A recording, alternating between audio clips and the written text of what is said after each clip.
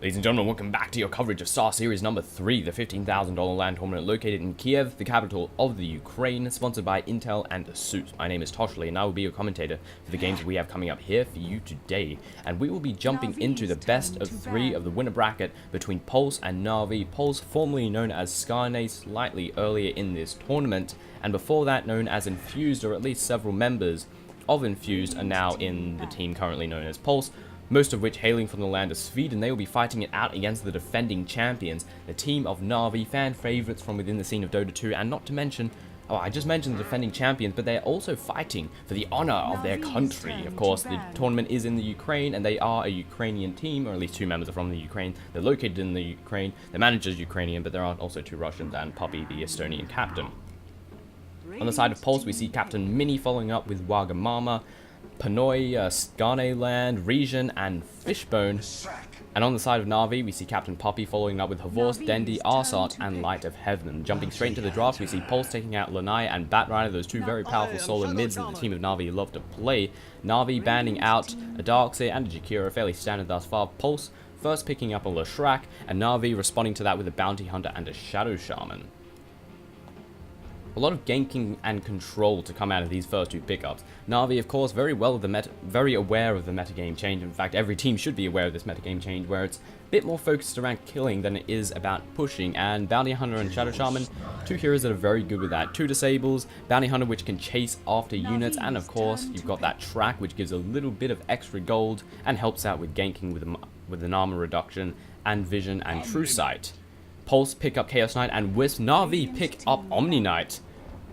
Good handful of heroes that typically don't see the light of day. However, the team of Na'Vi have been playing that Omni Knight many times thus far in this tournament. They've been using him to great effect. The heal is not just magical, but it also does a nice amount of pure damage, magical immunity. Do you need to say anything else? And of course, that annoying as hell, what's it called, Degeneration Aura, which slows nearby opponents in the vicinity down, all the way down. It's a horrible spell, and not to mention physical immunity. He's a fantastic hero, a bit of a niche pick, but I'm still very much surprised he isn't seeing more play from within the scene of Dota 2. But maybe Na'Vi might be giving reason for this hero to have a bit of a resurgence, because of course, they've been using him a lot and they've been playing him very effectively. Pulse are looking at those solo mids, they take out a Queen of Pain. Na'Vi immediately take out the jungling machine, that is the Enigma, jungling teamfighty, powerful machine, that is Enigma. Pulse, will they continue the trend of solo mids?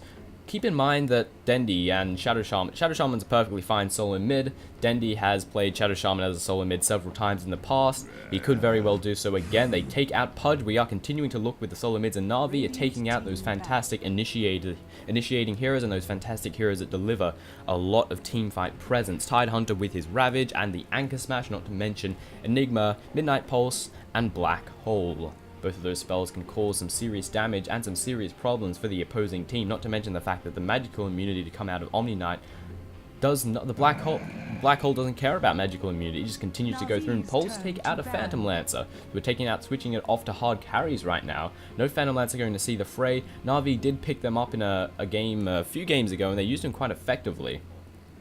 However, I think they would have still won that game regardless of the Phantom Lancer. Not entirely sure why they picked it, but it did work out nicely for them.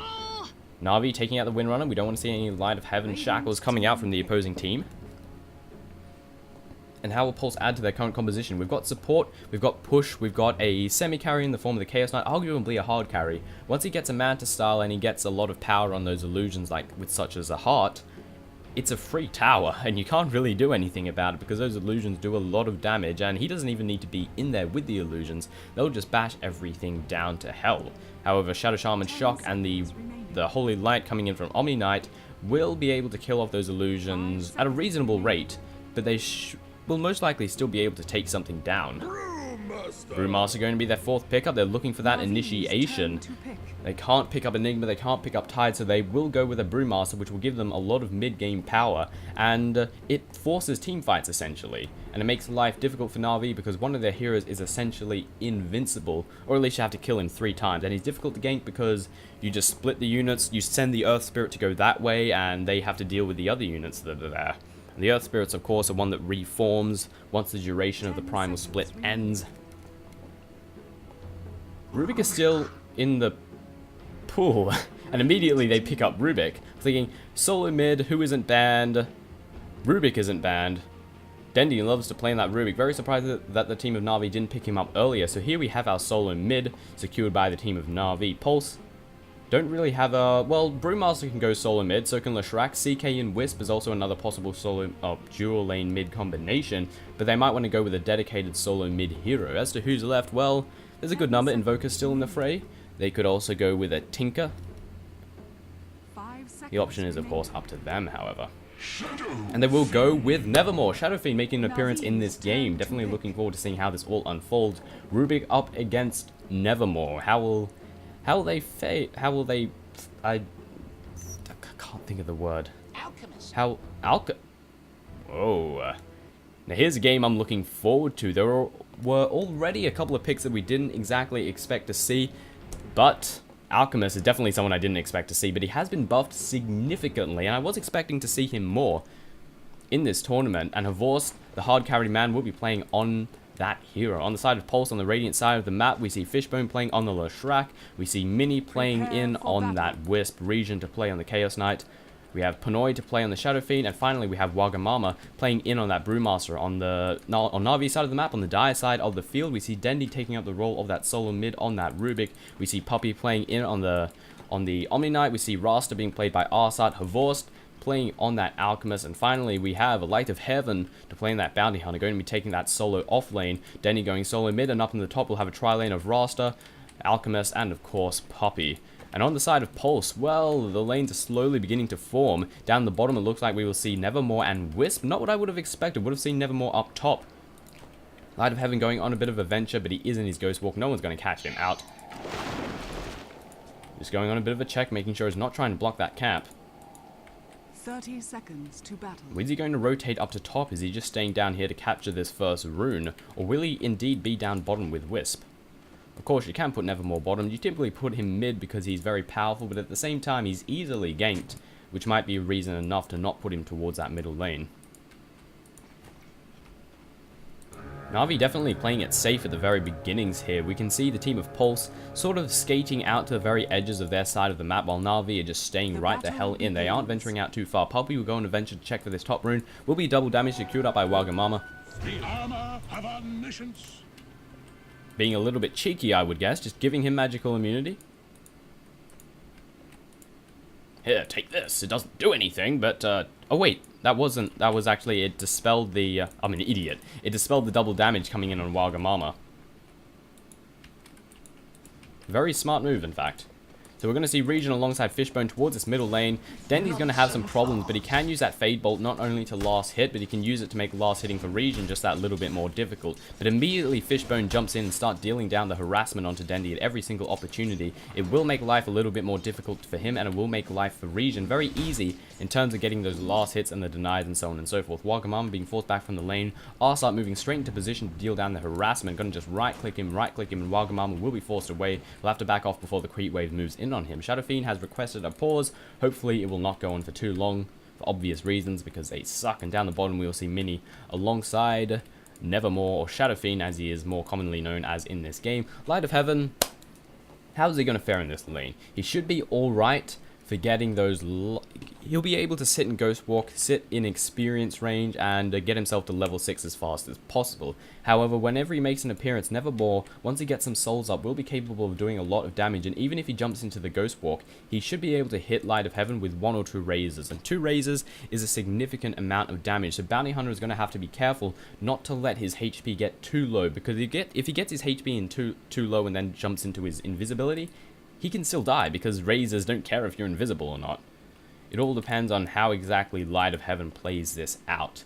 As to whether or not he lives or dies, it's all up to him. Because I guarantee you Pinoy is ready to take advantage of any single opportunity that the Bounty Hunter presents. The game has resumed. We will be continuing on. Light of Heaven moving forward, getting a couple of last hits here and there, denies being had and so on and so forth. The harassment to immediately come down from Pinoy. He does have a goddammit, what's it called? Poor Man Shield, which is going to help him out a little bit. It will allow him to survive some of the right-click damage, but it won't help much when it comes to top lane. Dendi being caught out. There goes the first blood, very rapidly taken. Regen might pay for it, however. He's one right-click away from death, but it looks like he will get away. He'll pop the healing salve and be absolutely fine. TP's rolling back in. Denny to return straight back into the action. Pulse has gone up to a fantastic start. Fade Bolt to go through, stop that healing salve, bring his HP just a little bit lower, and make the last hitting that tiniest bit more difficult. Denny sitting on 4 for 2, Regen sitting on 4 for 0. Denny's still getting the last hits where he needs to, but Pulse, Regen has not only first blood, but a kill under his belt. Actually, Leshrac got the kill right then, so he got the first blood gold. He got an assist, bit of gold for him, not quite as much, but he'll no doubt be happy about that. Wagamama pulling the lane away. He absolutely needs to do this to try and get some experience, because if he ventures too far forward, Havorst is just going to punch him straight in the face. The problem is Havorst is getting free farm. And what happens when you give Alchemist free farm? He gets a lot of gold, an absurdly large amount of gold. Leshrac securing up a haste rune, looking to possibly get a gank in on Dendy or towards that top lane, currently in the midst of a decision. How will he proceed? Maybe he'll just sit by Regen's side instead. Down towards his bottom lane, 5 for 5, currently sitting in on the Shadow Fiend. Light of Heaven, 2 for 3, not doing as bad as I thought. In fact, standing toe-to-toe with Pinoy. But Pinoy, he's going to get to that stage where he has a lot of souls and he has a nice amount of levels in that Shadow Raise, and it's going to be pain, absolute pain for that Shadow Fiend. Right now, we can see Light of Heaven's just going to sit by the creeps right here. He needs to get the last hit on them, however. He can't just sit and soak up experience. If a creep... Wait, he can with the jungle creeps. But if a lane creep dies to a jungle creep, it doesn't give any experience at all. So he needs to try and get the last hits in on them. Jungle creeps, however, he can just sit in the lane and get up experience. Fairly certain. Or maybe they don't. I'm not entirely sure, to be honest. I'm fairly sure jungle creeps give experience regardless of who got the killing blow, if it was a neutral creep or otherwise. Light of Heaven, some problems being caused him. Meanwhile, Dendy taking another fall towards this middle lane. Leshrac alongside Regen dive indeed. The Edict and the Split Earth too much for him to handle. I have to pay a little bit more attention to this minimap, needless to say. We're missing out on kills left, right, and center. By that I mean I've missed out one. Puppy a little bit low in HP, wants to be cautious. He could be reality rifted straight into the action with a Chaos Bolt to follow it up. It would be a lot of pain for Puppy. TPs are rolling in, they're looking to possibly do something with this. Puppy still has to be cautious, very low in HP. Fade Bolt to fly through, it's going to make the last hitting that a little bit more difficult. The mischance will also be a bit of a bastard. Reviled. Then he's looking to be alright. Puppy's here to assist. And now with the duo here towards this middle lane, they should be absolutely 100% fine. Of course, they're going to see that there is indeed an Omni Knight here because of this nice little ward being placed by the team of Pulse. Down towards his bottom lane, Wagamama 6 for 1, not having great time at all. Every single time he gets close, Arsat moves in and starts to right-click him. While Havorst, currently sitting on 18 to 3, the most last hits on the map, he's getting absolute free farm thus far. And of course the extra gold coming in from that Goblin's Greed. Double damage secured up here by the Wisp, might possibly try to use this, but Wisp's damage isn't all that much in compared to say, oh, at this stage of the game it's actually pretty similar. All heroes have a very similar amount of last hitting power.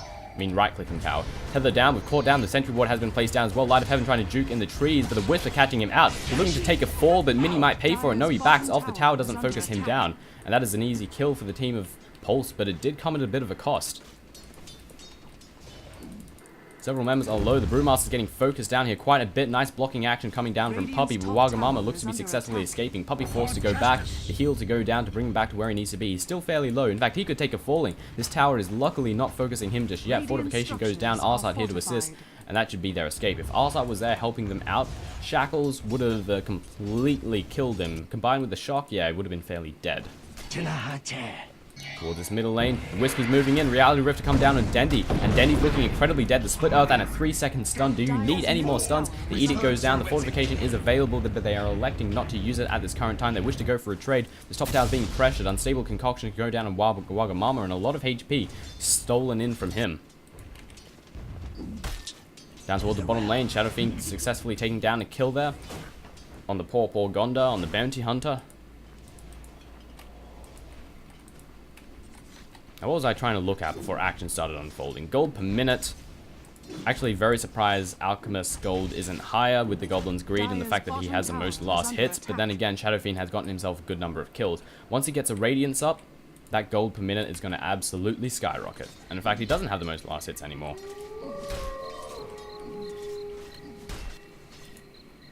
Fishbone waiting in on the rune. The rune will be at bottom. It will be secured here by Nevermore. Haste rune secured by him. This could allow him to venture quickly back down to this bottom lane, possibly get a gank in on Gondar. This Sentry Ward is going to run out before, however, they can do anything. Pops into the Ghost Walk, Sentry Ward runs out. Farming this neutral cam, a lot of gold secured up by him, and he will venture off back to the lane to continue on with the farming and the harassment of Light of Heaven. Back towards this middle lane, we can see Puppy here, with Dendy nowhere to be found. Where is that man venturing? He's currently just jungling for the most part, pulling the lane whenever he can, allowing for some easy farm for Horvorst. Extra gold from that Goblin's Greed. Region's looking very menacing right now towards this middle lane. Puppy has to be cautious, but he has magical immunity. If he can get it off before the Split Earth and Chaos Bolt come down, he will be fine, but if he can't get it off, he will be dead. But of course, the team of Pulse have to be careful as well. If he gets one heal on himself near that tower, well, the tower damage combined with the pure damage from the heal will be painful experience indeed for the team of Pulse. Light of Heaven very low. The Shadow Rays just barely misses in on him. Pops into the Ghost Walk, and that will be his escape. A very, very, very narrow escape indeed. Wagamama sitting on 12 for 1. He's an unhappy Brewmaster indeed. But he is close enough. I believe he's just barely close enough to be soaking up a bit of experience. So he will get to that level 6 and he will start being useful. Meanwhile, 3 seconds stun to come in from Puppy. The right click's being dealt. Split Earth to follow it up. He is so incredibly dead. And Pulse are looking to be dominating right from the start. Currently sitting at 6 for 0. Back towards this mid. We're trying to get a gank in on Wagamama. We want a bit of vengeance. The Acid Spray to go down. There goes the Shackles. The Unstable Concoction being primed up right now. And there it goes. Thunderclap falls as well. But this is the death of Wagamama as a Raze comes in. 2 members very low. Horvorst about to take a fall. And now we're going to move in on our side. They got 1 killed, but they paid 2 for it. And that's not a good trade for the team of Na'Vi. Na'Vi look to finally salvage something from the bad situation that they were in. And then they pay a massive price for it. And Dendy alongside Puppy, they're moving in, they want to catch out Wisp. The telekinesis goes down, the right click's being dealt, but he tethers away to the safety of his tower and jumps straight back in, but he will not get taken down. Meanwhile, this middle tower is taking a fall. Fishbone with the power of the Edict easily takes it down. The fortification not being used by the team of Na'Vi. Simply letting the tower fall, while Light of Heaven is finally getting the opportunity to get a little bit of free farm down towards its bottom lane. Illusion rune secured up by the Chaos Knight, a great rune to have picked up. Could possibly be considered better than double damage because of the reality rift and the way it works with those illusions. Pinoy farming his way up in the jungle, 1400 in the bank, quite possibly just going straight for a Lothar, just having a Wraithband and Phase Boots in his inventory. Nothing more than that. Our side alongside Dendy going on a bit of a venture, possibly want to try and gank up Wagamama. Will they catch him out? However, the chicken goes down. The Shackles will follow it up. No split. They need to hold him down. If he gets that split off, life is going to be difficult. And he does get taken down before he can get the split. Very nicely done by the team of Na'Vi. Finally salvaging something and getting a kill without paying for it immensely. Alchemist has rotated to the jungle. Going to be using that acid spray in order to take down these creeps very rapidly and get a lot of gold from that Goblin's Greed. Meanwhile, down towards the bottom lane, we can see the HP of Light of Heaven absolutely melt with every single right click. The stage that Shadow Fiend is currently at means that if Light of Heaven sticks around, he's going to die a very horrible death. 3 right clicks and his HP is half, and then 2 raises and he will be incredibly dead. The Illusion's currently giving chase, trying to disrupt Horvorst whenever possible, and they might try and cut him off. No, wait, they are part of the same team. I'm an idiot. Down towards this middle lane, the trio of death trying to push this out, do some damage to the tier 2 tower. Fortification is available, that I have no doubt they will not take this tower down, not just yet, but the Edict, however, will cause some problems if they don't pop that fortification soon. Nope, they're going to back off. Don't quite believe their power, it seems. Horvorst farming it up, getting that Goblin Greed up, gold per minute. Alchemist still trailing behind a little bit, but I have no doubt that he will begin to catch up. 51 last hits coming in on Neverball, currently highest on the map. Alchemist following behind at 45. Don't forget that a bit of the creep kills coming out of both of those heroes are from neutrals, which of course give less gold than lane creeps. Well, some of them don't, most of them do. Needless to say, it's actually better to farm the lane than it is to farm the jungle. The difference is jungle is safer, and if you got like a Battle Fury, if you got a Battle Fury or Blink like your anti-mage, it's actually better. It's argued to be better to farm the jungle because you can blink around and just flash farm like absolute insanity. Dire's bottom tower Being pressured right here, very low on HP. Fortification still available, hasn't been used once. Double damage activated here by Regen, and that is the death of that tower. Easy peasy, and they will continue to venture forward. Fortification is still available if the team of Na'Vi wish to use it. Shadow Rays rapidly eliminates this creep wave, and no defense is rolling in thus far. Pulse are looking to be able to take this tower fairly easily, but Na'Vi might wish to go for a trade. But is trading a tier 1 for a tier 2 a worthy trade? The answer to that question is no. They still don't use that fortification, and this tower will fall with no reinforcements rolling in. 2 towers for essentially nothing. They will rotate and defend this tier 1 tower now. The time for Na'Vi to use that advantage that they could have had while 3 of them were occupied has disappeared. Telekinesis to catch out Leshrac. They might be able to salvage something with this. The Shocker goes down. He's using that Pulse Nova to try and do as much damage before he takes a fall. He manages to get away. The track landing down on him. The ulti to come down from Omni Knight to grant physical immunity. Arsar is very low. One more raise will take him down. Is going to come down. There goes a right click with 4-second stun to come down from that Chaos Ball. Meanwhile, Reality Rift to come down on Havorst. The Water Spirit to move in as well. He jumps into his invis, but he does fade before anything can happen. Unstable Concoction being precked up. Regen gets hit right in the face with the right clicks coming down. There goes the heal. There goes the right clicks. And Regen is getting awfully low. Reality Rift to try and salvage something. And Light of Heaven takes a fall. And Regen is still standing. 3 members of Na'Vi falling, and they're unable to get any kills for it. Havorst jumps back in, realizes he needs to back off with the Reality Rift, and the stuns come down, and that will be the death. 4 for 0 currently. Can they get a 5th kill under their belt? Arsad is low, 2-second stun coming in from Poppy, but they are very low indeed. They need to leave from this tower. Regen is looking to be very dead. Negative Urn Charge to come down on Poppy, and Poppy is also looking dead. Can the team of Na'Vi salvage anything from this? Finally, one hero takes a fall, and so does a second. 5, that was 6 heroes at the cost of 2. I think that's a nice trade. Meanwhile, and still Arsat takes a fall. Fishbone moves in and takes a very easy kill in on him, and the team of Na'Vi are not looking so great thus far. They're getting completely and utterly manhandled at the beginnings here of this game. Taking a quick gander at the gold, we can see a 7.5k advantage secured by the team of Pulse, and looking over at the XP, the same can be said, closing in on 7.5k. Item-wise, we see the Shadow Fiend working his way towards a BKB by the look of it, yes indeed. Welcome Armor might possibly go straight for Aghanims. I think it's actually saving for Blink, never mind that. Regen going straight for his armlet, has his drums, has his boots, he's fairly happy indeed. With Wisp having not all that much, 700 in the bank, will probably make his way towards a mechanism. Looking over at the Leshrac, 350, and some arcane booties. On the side of Na'Vi, item-wise, how are we looking? We've got Dendi, who's got effectively nothing, just about to send a magic stick along his way, but just some level 1 boots and nothing more than that. Regen charging in, Dendi backing off, he should be able to escape just in time. Needs that Reality Rift, but the magical immunity comes down just in case. He will get a zap out, he steals a spell. What did he manage to achieve to himself? Tether, not a bad spell to steal. Looking over at Arsar, level 1 boots, nothing more. Same can be said for Omni Knight. The Alchemist is sitting on a Vanguard, nothing more than that. And over on the side of Light of Heaven, once those phase boots in fact has enough for them, has just purchased them up and will be going to pick them up. The team of Pulse are just so incredibly far ahead. Dendi tethering up to Arsat. Light of Heaven wishing to join the fight as well. Unification going towards this middle lane, but the team of Pulse are pushing up at this top tower, the last tier 1 tower remaining for the team of Na'Vi, and they should be able to take it down. Finally, they use a fortification, but they elect to use it on the level 1 tower. They never used it for the tier 2 towers.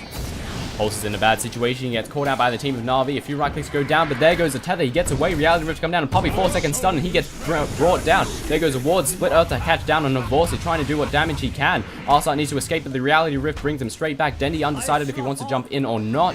Pulse trying to do what he can. Havorst getting a hit down there on Mini, but he pops the stick and brings him back where he needs to be alongside the heal. But Arsat trying to burst him down, but he doesn't unsuccessfully does so. The sole survivor being Dendi and Light of Heaven, both of which wanting to back off. Light of Heaven might try to get the gank in on someone, but the Wisp is nowhere to be found. Meanwhile, Dendi just dies. I didn't even see he was there. Light of Heaven getting some tracks down where he can, but this will be the death of the tier 1 tower, and it could very well be the death of Na'Vi. Currently 18-4.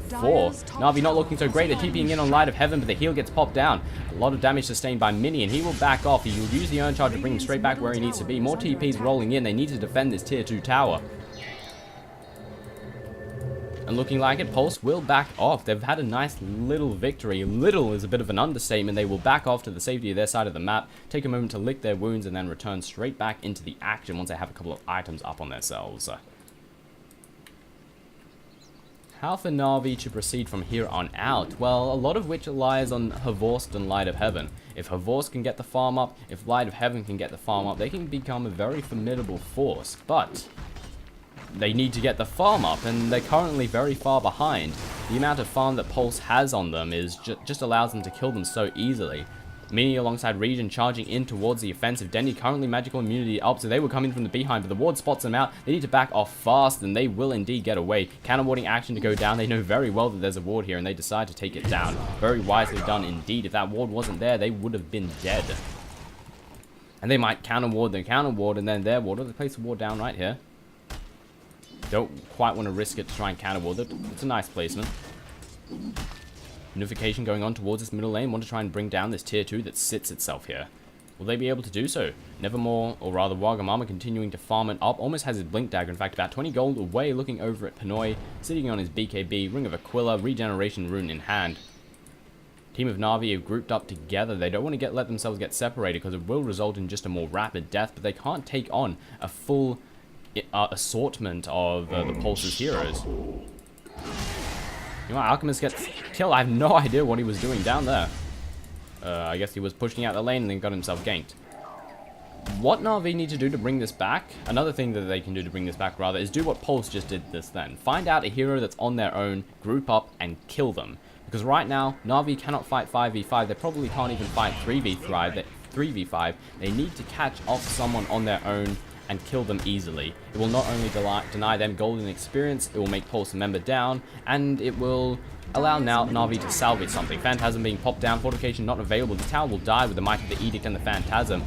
Pinoy to join the fray as well. One more right click will do it, and that's the death of that tower. TPs, or rather rotation, going to happen. They want to take down this top tower, the last exterior tower remaining for the team of Na'vi, and it should be easily achieved by the team of Pulse.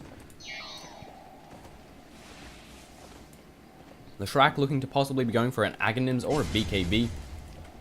I would guess BKB because right now he wouldn't have the mana pool to sustain Aghanims. Not at all. You really need a Bloodstone to sustain that Pulse Nova Aghanims. Well, you don't need it, but it's definitely handy. Preferable. Smoke being dealt down right here. How will they utilize it, however? Can they get the jump on the team of Pulse? They're all grouped up nice and tightly together. They're not refusing to separate. They know that they can lose this if they let Na'vi pick them apart, but they are staying confident. They're not going to overcommit. They're not going to get a bit cocky about anything. That can be your undoing. Easy peasy in light of having any tracks down. Pinoy moving in, decides to back off. Reality Rip come down on a Vorse. Getting right click down, the heal will do nothing, but the magical immunity will be enough to save his life. The Vorse prepping up the ulti, trying to do what he can. The ulti to come down from Pinoy is absurdly high. Two members of Na'vi melt. Puppy will be the third to take a falling. Arzar tossed into the air. He will get focused down. Easy peasy. The tower still stands, but it doesn't matter. He will get followed up. And then Rubik takes a fall. Light of Heaven buys back as to what he wants to accomplish, not sure, and GG being called out by the team of Na'vi. 18 minutes into the game, the team of Na'vi get completely smashed by Pulse into the ground at a very short amount of time. The team of Na'vi disconnect, the team of Pulse disconnect. This is going to be one of those occasions that the game will go on for a million years and I'll just have to skip forward to get to the score screen because the admins of Starladder 3 don't know that there's a auto win command that you can use to make it an ancient fall instantly. Actually, I think Pulse's Ancient's going to die first because they're all disconnected while Na'vi aren't. Of course, it doesn't really count as their win. Let's just skip ahead for a little bit so we can bring up the score screen, hopefully. There we go. It says Dire victory, even though Na'vi did win. It's a bit of a lie. Score screen, please. Oh my god. Man, it took a long time to bring up that score screen. Anyway, Pulse going up against Na'vi, Starladder, winner bracket, best of 3, and he got kind of smashed into the ground. Nevertheless, my name has been Toshley. I'll see you next time.